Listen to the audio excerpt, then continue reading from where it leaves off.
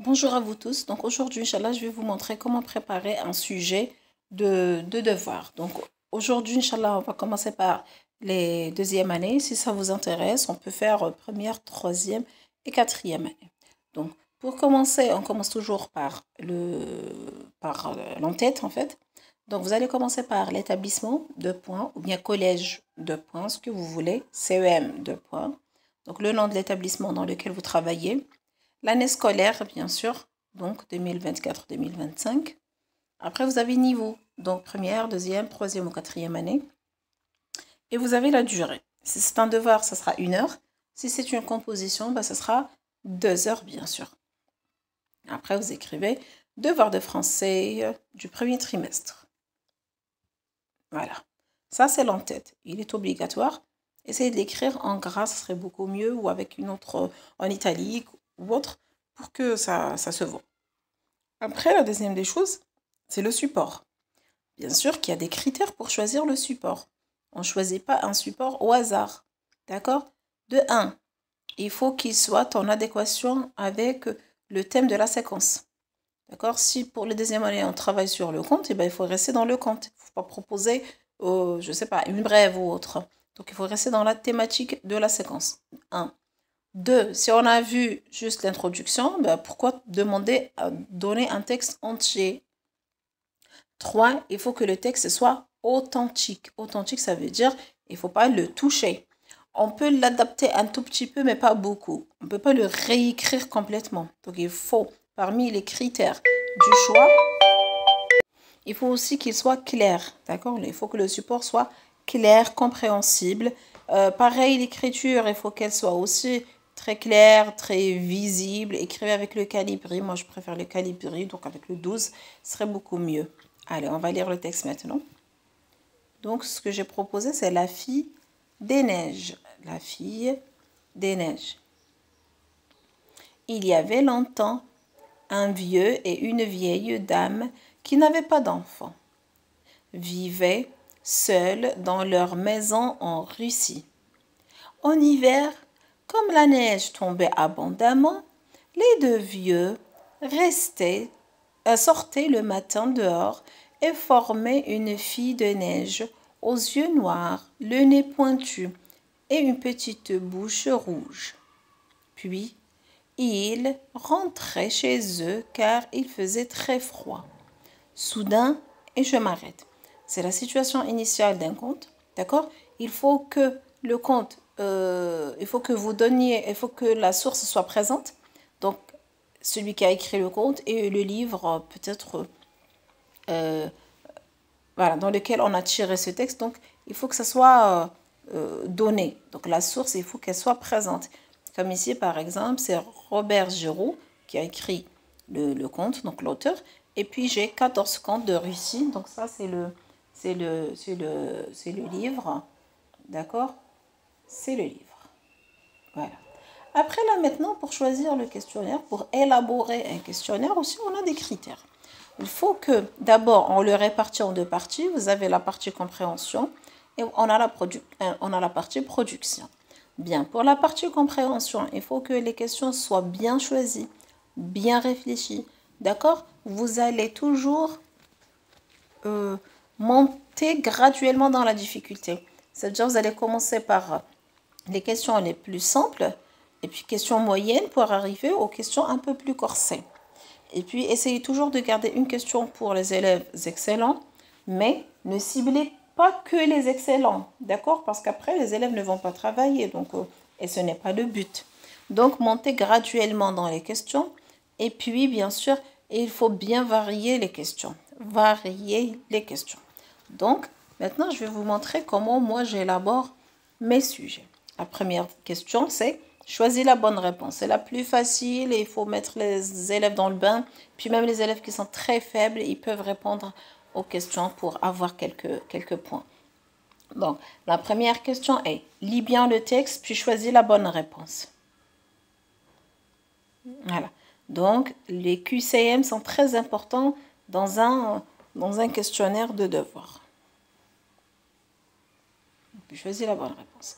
Ce texte est, dans ce texte, l'auteur raconte, informe ou bien explique. Donc, ils savent très bien que c'est un texte narratif. Deuxième question, ce texte est une fable, une légende ou bien un conte. Donc, bien sûr, travaillez toujours sur le type et le genre du texte. Après, vous pouvez bien sûr changer à votre guise. Essayez de bien encadrer vos questions, etc. pour que ce soit vraiment un peu clair pour les élèves. Il faut aérer aussi. D'accord? Il ne faut pas condenser comme ça les questions et puis les écrire l'une à côté de l'autre. Non, essayez d'aérer un peu. D'accord? Comme ça donnera vraiment à l'élève envie de travailler. Donc, je mise sur la première question, je mise sur le type et le genre. Ce serait beaucoup mieux parce que c'est des généralités si vous voulez. Puis les élèves les connaissent, ils peuvent avoir la bonne réponse. Deuxième, c'est le tableau. J'aime bien quand les questions sont classées dans le tableau, c'est beaucoup plus facile pour les élèves. Donc, relis le texte, puis remplis le tableau suivant. Ou bien, relève de ce texte, etc. Donc, le tableau est très, très important. Donc, vous allez relever la formule d'ouverture, les personnages, donc tous les personnages, ou bien le lieu, écrivez où se déroule l'histoire, ou bien le lieu de l'histoire. Vous avez quand se passe l'histoire, ou bien le temps. C'est très très important ce genre de questions parce que ça amène l'élève à revenir au texte plusieurs fois. D'accord? Ça les pousse à aller chercher dans le texte, à revenir au support à chaque fois pour trouver justement la réponse. Donc ça, c'est important. Voilà, regardez à chaque fois, j'essaye de bien encadrer, de bien... Il faut que ça soit sur la même...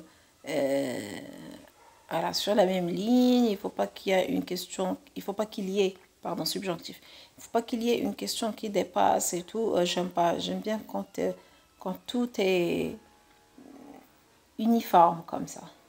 Donc après le QCM, on passe à un tableau et puis c'est une question ouverte. Il faut avoir au moins une question ouverte. Moi, je propose toujours une. Comment la fille des neiges était-elle décrite dans ce texte? Description physique. Donc, il faut avoir toujours une question ouverte. Moi, je proposais ça. Comment la fille des neiges était-elle décrite dans ce texte? Donc, la description physique, bien sûr, ils ont la réponse. Ne demandez pas à un élève, ne donnez jamais une question où la réponse n'est pas dans le texte. D'accord? Jamais. Il faut qu'il puise à chaque fois du texte. Donc, j'ai déjà la description, le nez, les yeux et la bouche. Donc là, j'ai ma question ouverte, c'est bon. Après, vrai ou faux, obligatoirement pour vérifier la compréhension chez vos élèves. Il faut bien que les élèves, justement, reviennent au texte à chaque fois. Il ne faut pas qu'ils mettent le texte de côté et répondent comme ça. Alors, réponds par vrai ou faux. Moi, j'adore rajouter corrige. Comme ça, pour voir est-ce qu'ils ont fait ça au hasard. Donc, ils ont juste choisi vrai, vrai, faux, là. D'accord? Ou bien, au contraire, ils connaissent très bien la réponse. Donc, demandez-leur de corriger à chaque fois. Les deux vieux avaient plusieurs enfants, vrai ou faux. Il faisait très chaud, vrai ou faux. Essayez de varier. Si vous avez deux phrases fausses, une qui est juste, n'allez pas plus de 3 phrases. Ne proposez pas plus de 3 phrases. Ça va faire un peu beaucoup après. Troisième phrase, lorsque la neige tombait, les deux vieux formaient une fille de neige. Donc, j'ai deux réponses qui sont fausses et une qui est correcte. S'ils ont la bonne réponse, ils vont la garder. S'ils ont une mauvaise réponse, bien sûr, ils vont la corriger. Donc, ils ont choisi la bonne réponse. J'ai un tableau. J'ai une question ouverte. Et après, j'ai vrai ou faux. D'accord? Et puis, je dois passer au vocabulaire. Vous savez très bien que les points de langue, vous allez les proposer dans l'ordre. Vocabulaire, grammaire, conjugaison. Donc, essayez de proposer des questions par ordre. Donc, une nuit, la neige tomba abondamment. Abondamment veut dire, donc la synonymie, veut dire légèrement, doucement ou bien énormément. D'accord? Donc, proposez les points de langue par ordre. Vocabulaire, vous avez de la synonymie, vous avez le contraire, vous avez... voilà, généralement c'est ça. Et puis la formule d'ouverture, donc nous, on l'a déjà proposée. Donc, selon bien sûr la séquence. Et puis, j'ai la grammaire maintenant. Relève de ce passage. Donc, moi, j'ai donné déjà une phrase. Et c'est à eux d'identifier le CCL, CCT et CCM. Donc, on est dans la grammaire. Essayez de leur proposer vous-même la phrase ici, ce serait beaucoup mieux. Autrefois, un vieux et une vieille vivaient tristement dans leur petite maison. Un jour, dans la cour, ils formaient une fille de neige.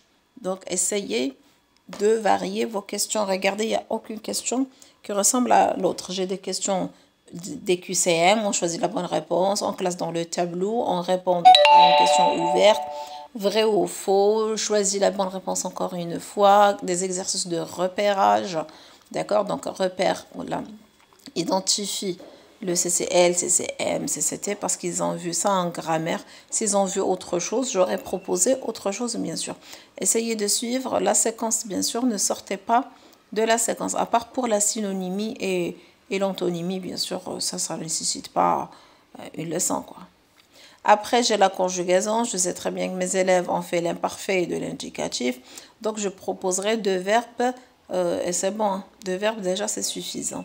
Donc, mets les verbes entre parenthèses à l'imparfait de l'indicatif. Et le verbe avoir un beau visage. Et le verbe être très joli. D'accord? Donc, essayez de voir ça. Après, pour la production écrite, vous savez très bien que 12 points sont consacrés à la compréhension, 8 points pour la production. Après, dans d'autres circonscriptions, vous avez 13, 7. Vous êtes libre, donc vous suivez votre circonscription. Mais bon, le cheminement, enfin, l'élaboration du questionnaire reste presque la même, en fait. Pour la production écrite, après, vous pouvez changer, vous pouvez supprimer une question, rajouter d'autres, etc. Pour le devoir, c'est un peu moins corsé que s'il s'agit d'une composition. 1 heure, c'est pas 2 heures. Donc là, maintenant, pour la production écrite, pour rédiger la consigne d'une production écrite, on ne demande pas directement à l'élève rédige l'introduction. Absolument pas. Vous avez toujours une mise en situation. Vous allez mettre l'élève dans une situation donnée. Tu veux participer à un concours